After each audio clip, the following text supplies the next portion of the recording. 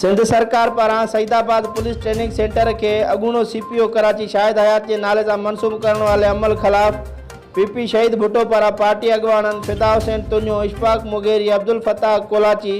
गुलाम रब्बानी बूहड़, अख्तियार चांडियो, ज़ुबैर लाखेर और खालिद सोलंकी की अगवानी में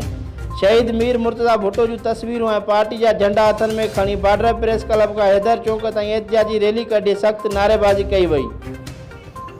उन मौके ते अगवानन मीडिया सां ॻाल्हाईंदे चयो त शहीद मीर मुर्तज़ा भुट्टो सिंध धरती जो अरडो पुट शहीद ज़ुल्फ़िकार अली भुट्टो जो हक़ीक़ी वारिस हुयो,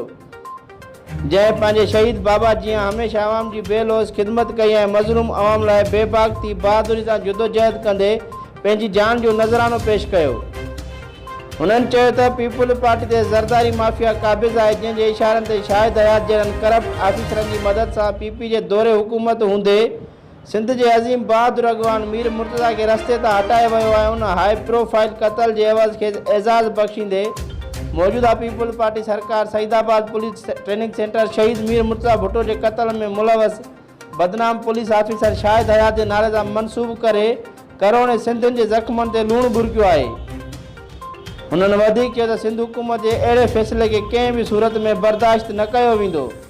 जेकॾहिं सईदाबाद पुलिस ट्रेनिंग सेंटर जो नालो बदलाइणो ई आहे त पोइ सिंध धरती जे के सूरमे जे नाले सां मंसूब कयो वञे। हिननि हुकूमत खां पुरज़ोर मुतालबो कंदे चयो त कयल फ़ैसिलो बिना देर वापसि वरितो वञे, ॿी सूरत में सख़्त मज़ाहमत ऐं एहतिजाज कयो वेंदो।